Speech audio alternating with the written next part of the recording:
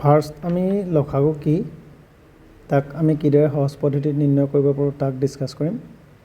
পোনপ্ৰথমে আমি তিনিটা সংখ্যা লৈছোঁ। এই তিনিটা হৈছে 2, 3, 4। আমি যদি 2 গুণিতকসমূহ লিখোঁ 2, 4, 6, 8, 10, 12 ইত্যাদি। ঠিক আছে। ঠিক তেনেদৰে 3 যদি লিখোঁ প্ৰথমে আমি পাম 3, তাৰপিছত 6, 9, 12, 15, 18, 21 ইত্যাদি। আৰু যদি আমি 4 লিখোঁ 4 পাম প্ৰথমে 4 গুণিতকৰ ভিতৰত 4টো হ'ব প্ৰথম, 8টো তাৰপাছত আহিব 12, 16, 20, 24, 28, 32 ইত্যাদি। এতিয়া যদি আমি সকলোৱে ভালদৰে মন কৰোঁ দেখিম যে এই 12টো ঠিক আছে। তাৰপাছত আমি অলপ দূৰৰ পাছত দেখিম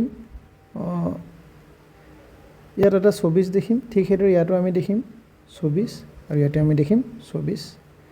আকৌ অলপ দূৰৰ পাছত আমি দেখিম ইয়াত আহিব দেখিম 36, ইয়াতো আমি দেখিম 36, ইয়াতো আমি দেখিম 36। তাৰমানে 12 হওক 24 হওক 36 হওক তাৰপাছত আমি দেখিম 48, ইয়াতো আমি দেখিম 48, ইয়াতো আমি দেখিম 48। মানে কি হ'ল এইবিলাক গুণিতক আৰু গুণিতক উলিয়াই থাকোঁতে দেখিম যে ইয়াতো 48 ওলাব, ইয়াতো 48, ইয়াতো 48। তাৰপাছত আমি দেখিম 60। এইবিলাক মানে কি হ'ব এইখিনি হ'ব এহেঁতৰ 2, 3, 4 সাধাৰণ গুণিতক বা কমন মাল্টিপুল। ঠিক আছে। তাৰমানে কি 12 মানে কি 12 মানে 12 পূৰণ 1। ঠিক তেনেকৈ 24 দেখিছোঁ 24টোত কি হৈছে 12 দুগুণ হৈ গৈছে। তাৰপাছত 36ত দেখিছোঁ 12 3 গুণ, 48ত দেখিছোঁ 12 4 গুণ, 60ত দেখিছোঁ 12 5 গুণ। তাৰমানে এই 12ৰে যিবিলাক গুণিতক তাহাঁতে কি হৈছে 2, 3, 4 আকৌ সাধাৰণ গুণিতক হৈ পৰিছে। ঠিক আছে। কিন্তু এতিয়া আমাক লাগে কি আমাক লাগে লসাগু মানে লোৱেষ্ট কমন মাল্টিপুল। মই কুৱেশ্যনটোলৈ যাম তাৰ আগতে আমি অকণমান বেছিক কনচেপ্ট ক্লিয়াৰ কৰি ল'বলৈ বিচাৰিছোঁ। যদি চাওঁ আমি কি দেখা পাম এই 12টো হৈছে লসাগু বা লোৱেষ্ট কমন মাল্টিপুল হ'ল 12। তাৰমানে এই গুণিতক সাধাৰণ গুণিতক আটাইতকৈ সৰুটো হৈছে 12 আৰু তাকে আমি নিৰ্ণয় কৰিব লাগে যাক আমি লসাগু বুলি কওঁ। মানে লসাগু মানে লটোৱে কি ৰিপ্ৰেজেণ্ট কৰিছে আমাৰ লঘিষ্ঠ আটাইতকৈ সৰু।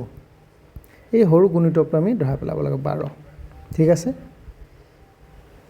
এতিয়া কথা হ'ল এই 12টোক যদি আমি বেলেগ এটা দৃষ্টিভংগীৰে চাওঁ আমি কি দেখা পাম আমি দেখিম যে এই 12টোক আমি যদি চাওঁ আমি 12টোক দেখিম 2ৰে কি হৈছে হৰণ, 3ৰেও হৰণ আৰু ঠিক তাক 4ৰেও হৰণ কৰিব পাৰিছোঁ। বুজি পাইছে? তাৰমানে কি এলচিএমটো এনেকুৱা ধৰণৰ হ'ব লাগিব যাক নেকি 2ৰে হৰণ কৰিব পাৰিব লাগিব, 3ৰে কৰিব পাৰিব লাগিব, 4ৰে কৰিব পাৰিব লাগিব। তাৰমানে আমি 12টোক যদি চাওঁ 2ৰে হৰণ কৰিব পাৰিব লাগিব, 3ৰে পাৰিব লাগিব, 4ৰে পাৰিব লাগিব। আৰু সেইকাৰণে 12টোত কি সোমাই আছে 2ৰে হৰণ কৰিব পৰা কাৰণে 2 এটা সোমাই আছে, 3ৰে কৰিব পৰা কাৰণে 3 এটা পূৰণ হৈছে আৰু 4ৰ কাৰণে ইয়াত 4 এটা সোমাই আছে। যিহেতু 2 এটা আগৰ পৰা আছে আৰু ইয়াত এটা 2 আছে। এতিয়া বুজি পাইছে? 2, 3, 4ৰে হৰণ কৰিব পাৰিব লাগিব যাৰ কাৰণে 2 পূৰণ 3 পূৰণ 2 হৈ থাকিব লাগিব। 2 কেলৈ থাকিব লাগিব এই 2টোৰ কাৰণে, 3 কেলৈ থাকিব লাগিব এই 3টোৰ কাৰণে আৰু 4টোৰ কাৰণে কি থাকিব লাগিব 2 এটা 2টা পূৰণ হৈ থাকিব লাগিব। গতিকে আমি 2, 3, 4 যদি এলচিএম উলিয়াওঁ 2, 3, 4 এলচিএম উলিয়াওঁ 2 কাৰণে 2 পূৰণ, 3 কাৰণে 3 পূৰণ আৰু 4 কাৰণে অলৰেডি 2 এটা আছে আৰু এটা 2 দি দিলোঁ। 2, 3 গুণ 6, 6, 2 গুণ 12। ইয়াক যদি আপোনালোকে ভালদৰে বুজি পায় পৰৱৰ্তী পৰ্যায়ত আপোনালোকে এক্সাম দিবলৈ গ'লে এলচিএম ৰিলেটেড মানে খুব সহজে আপোনালোকে এলচিএমটো উলিয়াব পাৰিব। এতিয়া যদি আমি এলচিএম উলিয়াবলৈ বিচাৰোঁ আমি ধৰি লওক 4, 5, 6 কি হ'ব পাৰে ভাবি চাওক।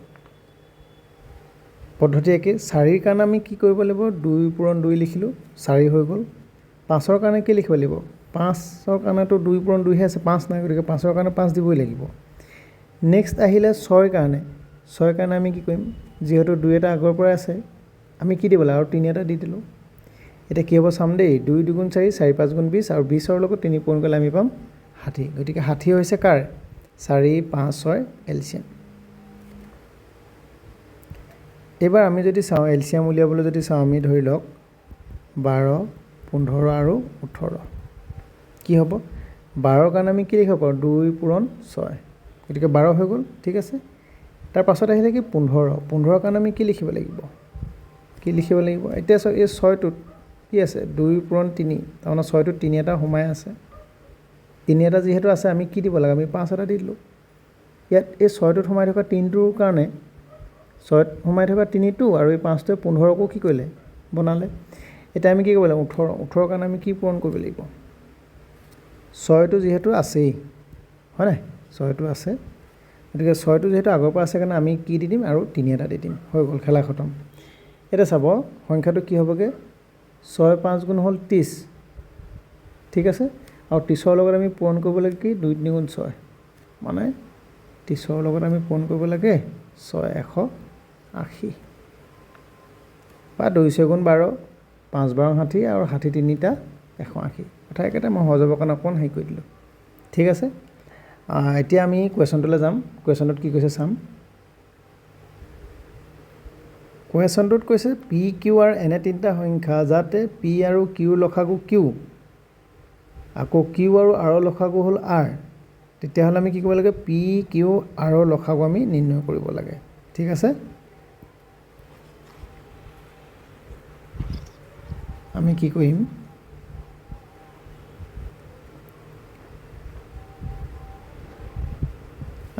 প্ৰথমে কি দিছে আমি পি আৰু কিউৰ লসাগু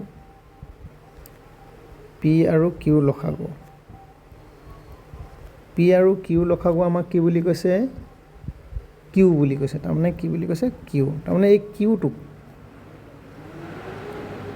পিৰে হৰণ হৈ আছে কিউৰে হৰণ হৈ আছে আকৌ কি দিছে আমাক এলচিএম কাৰ দিছে কিউ আৰু আৰৰ কি দিছে আৰ দিছে তাৰমানে কি এই আৰটোক কিউৰেও হৰণ যায় আৰেও হৰণ যায় এতিয়া এই দুইটা কথাৰ পৰা আমি কি চাব পাৰোঁ আমি যদি চাওঁ দুইটা কথাৰ পৰা আৰটোক কিউৰে হৰণ গৈছে আৰে হৰণ গৈছে ঠিকে আছে কিন্তু কিউটোক আকৌ কিহে হৰণ যায় পিৰে হৰণ যায় গতিকে পিৰে যদি কিউ হৰণ যায় আৰকো যাব হয় নহয় গতিকে আৰ হৈ গ'ল কি তিনিটা সংখ্যাৰ কাৰণে কি হৈ গ'ল এলচিএম বুজি পাইছে ঠিক আছে বাৰু মই এটা সংখ্যাৰে বুজাই দিছোঁ এতিয়া চাব কথাটো ইয়াক মই এইডোখৰত ৰাখিছোঁ ঠিক আছে এতিয়া চাব আমি যদি 2 আৰু 4ৰ এলচিএম চাওঁ লসাগু চাওঁ আমি কি দেখা পাম 4 এতিয়া এই 4টোক 2ৰে হৰণ কৰিব পাৰোঁ আমি 4ৰেও হৰণ কৰিব পাৰোঁ এতিয়া আমি 4 আৰু 8ৰ যদি চাওঁ লসাগু হ'ব 8 গতিকে 8টোক আমি 4ৰেও হৰণ কৰিব পাৰোঁ 8ৰেও হৰণ কৰিব পাৰোঁ তাৰমানে আমি 8টোক কি দেখিছোঁ এই 8টোক 4ৰে হৰণ কৰিব পাৰিলোঁ 8ৰে হৰণ কৰিব পাৰিলোঁ কিন্তু এই 8টোক আকৌ আমি 2ৰেও হৰণ কৰিব পাৰোঁ নহয় গতিকে 8টো কি হৈ যাব এলচিএম তাৰমানে কি যিটো সংখ্যাক আমি তিনিওটাৰে হৰণ কৰিব পাৰিছোঁ তাৰমানে আমি যদি চাওঁ 2 4 8 গতিকে ইয়াত আমি কি দেখিছোঁ যে এনেকুৱা এটা সংখ্যা যাক আমি তিনিওটাৰে হৰণ কৰিব পাৰিছোঁ 8কে নহয় জানো 8ক 8ৰে পাৰিছোঁ 4ৰে পাৰিছোঁ 2ৰে পাৰিছোঁ সেইকাৰণে 8 কি হৈছে সিহঁতৰ এলচিএম হ'ব ঠিক আছে এতিয়া কথাটো হ'ল কনচেপ্টটোৰ কাৰণে কি হ'ল অকণমান ভিডিঅ'টো দীঘল হ'ব পাৰে কিন্তু আমি যদি ভালদৰে বুজি ল'বলৈ চেষ্টা কৰোঁ তেতিয়া ভিডিঅ'টো হয়তো কেতিয়াবা দীঘলো হ'ব পাৰে তাৰ কাৰণে আপোনালোকে ধৈৰ্য দি চাব লাগিব আশা কৰিছোঁ নিশ্চয় বুজি পাইছে আৰু এইটো এবাৰ ভালদৰে চাই ল'ব কাৰণ কি হ'ল এইটো যদি ভালদৰে বুজি পায় আপোনালোকে পৰৱৰ্তী পৰ্যায়ত যিকোনো জটিল সংখ্যাৰ আপোনালোকে লসাগু উলিয়াবলৈ একেবাৰে সহজ হৈ পৰিব ঠিক আছে